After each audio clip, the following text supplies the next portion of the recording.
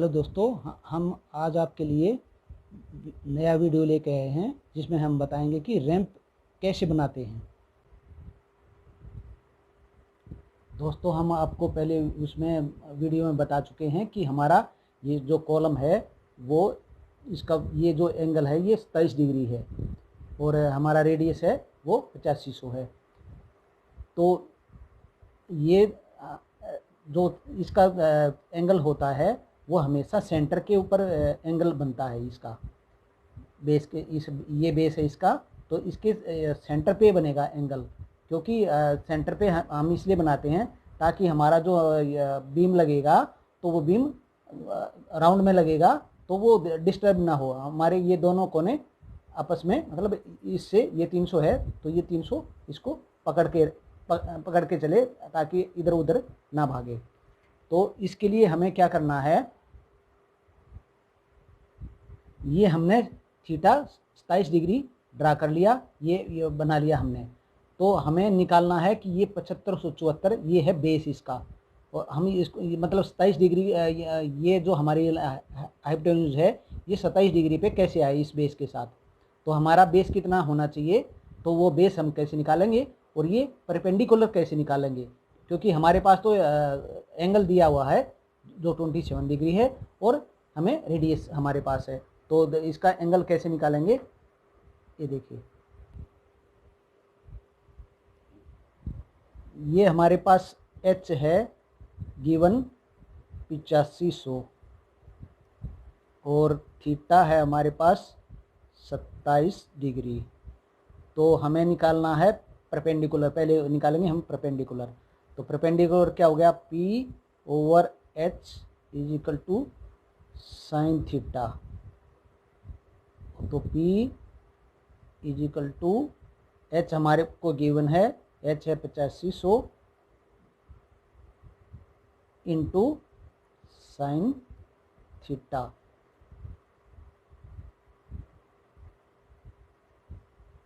P is equal to 8500 और sign की value हमने इसमें रख देंगे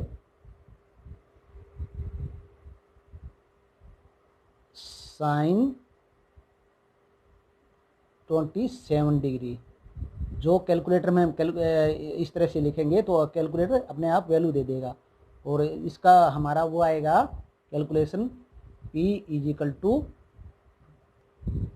तो P की वैल्यू आएगी हमारी 3859।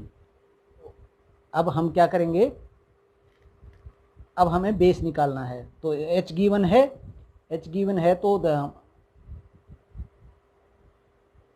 B over H is equal to cos theta,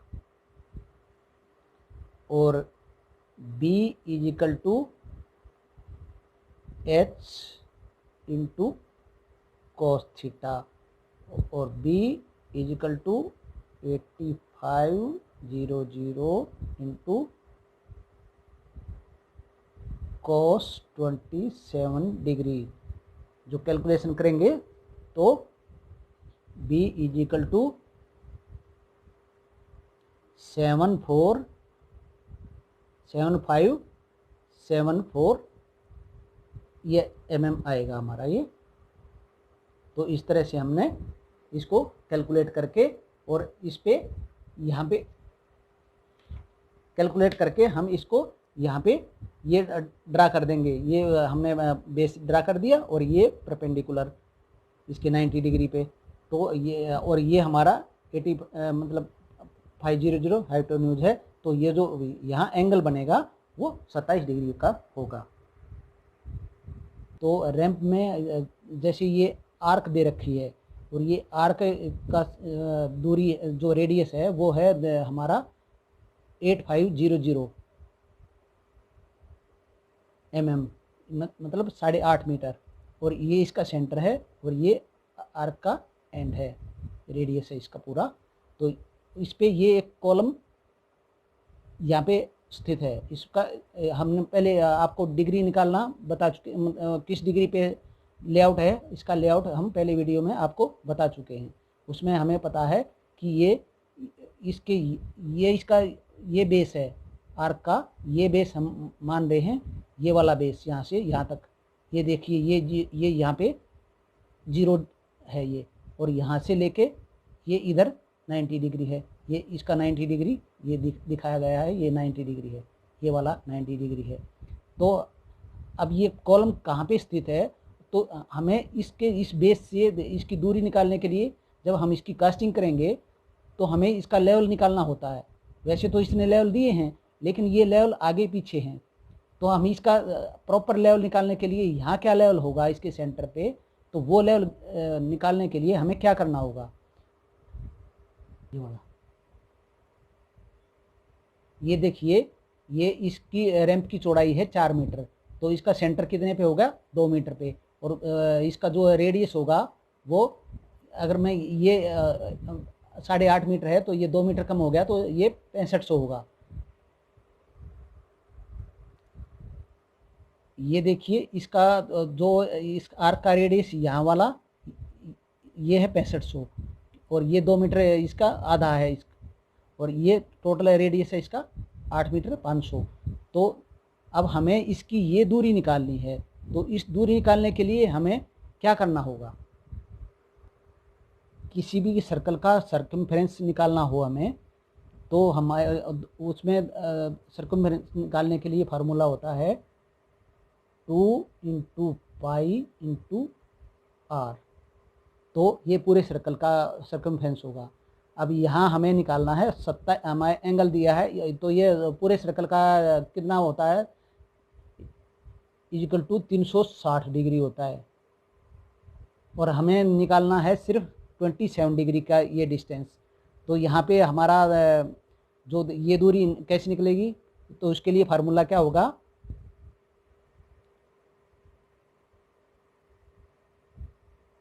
2 × pi × r × angle है हमारा 27 डिवाइडेड बाई 360, ये हमारा फार्मूला लगेगा। तो यहाँ पे 2 × पाई × 6500 × 27 डिवाइडेड बाई 360, और तो ये दूरी जो होगी ये हमारी = होगी 3 मीटर और 63 mm। तो हम इसको यहाँ से और यहाँ तक 3 मीटर 63 mm है, तो हमारा इसमें स्लोप है 1:10 का, तो 1:10 का स्लोप होगा, तो हमारी ये जो 3 मीटर दूरी चलेगी, तो हमें मतलब यहाँ कितनी हाइट मिलेगी, ये हमारी दूरी आई 3 मीटर 63, तो यहाँ स्लोप है 1:10 का, तो 1 डिवाइडेड बाई 10 × 3 मीटर 63, तो हमारा ये कैलकुलेशन आई 306 mm। तो यहाँ से इस पॉइंट से यहाँ तक जो हम आएंगे वो हमारा 306 mm ऊपर उठेगा, ये 1/10 के स्लोप से। तो इसी तरह से हम यहाँ से चलेंगे, ये हमारे सब ये एंगल दिए हुए हैं कि भाई ये एंगल कितने का है, ये देखिए ये 24 डिग्री है और ये 50 डिग्री है, लेकिन हमें ये एंगल निकालना है। ये एंगल निकालने का भी यही तरीका है कि हम इसकी ये दूरी, ये वाली दूरी निकालेंगे, और ये वाली दूरी यहाँ से यहाँ तक हमें पता है कि ये 6500 है, तो इस दूरी से यहाँ से ये दूरी है 3570। जैसे हमने उस एंगल से, इसमें हमें ये पता है कि ये हमारी दूरी 3859 mm है और ये दूरी है हमारी 8500 mm, तो हमने एंगल निकाल लिया यहाँ पे कि 27 डिग्री है। और ये एंगल कैसे निकालते हैं ये भी अभी बता देता हूँ कि ये एंगल हमने कैसे निकाला। हमें इस आर्क का सेंटर पता है, ठीक है, ये हमारा सेंटर है, और हमें ये पता है कि हमें ये भी पता है कि हमें 27 डिग्री का एंगल बनाना है। तो 27 डिग्री का एंगल बनाने के लिए हमें ये निकालने ये दूरियां निकाल ली पहले, चाहे हम इसको उल्टा कर लें, हम इसको प्रूव कर रहे हैं अब ये हम कि हमारा ये 7574 और ये 3859 है, तो ये एंगल 27 ही होगा। तो ये देखिए, ये है हमारा परपेंडिकुलर और ये हमारा बेस है 7.75। तो ये हमारा परपेंडिकुलर, ये हमारा बेस, और tan थीटा होता है परपेंडिकुलर और बेस। तो हमने ये tan की वैल्यू आ गई 0.509506। तो इसका थीटा कर दिया, थीटा कैसे निकलेगा, tan इनवर्स, इसका tan इनवर्स कर दिया तो 26.999 और इक्वल टू 27 डिग्री। तो ये प्रूव हो गया हमारा।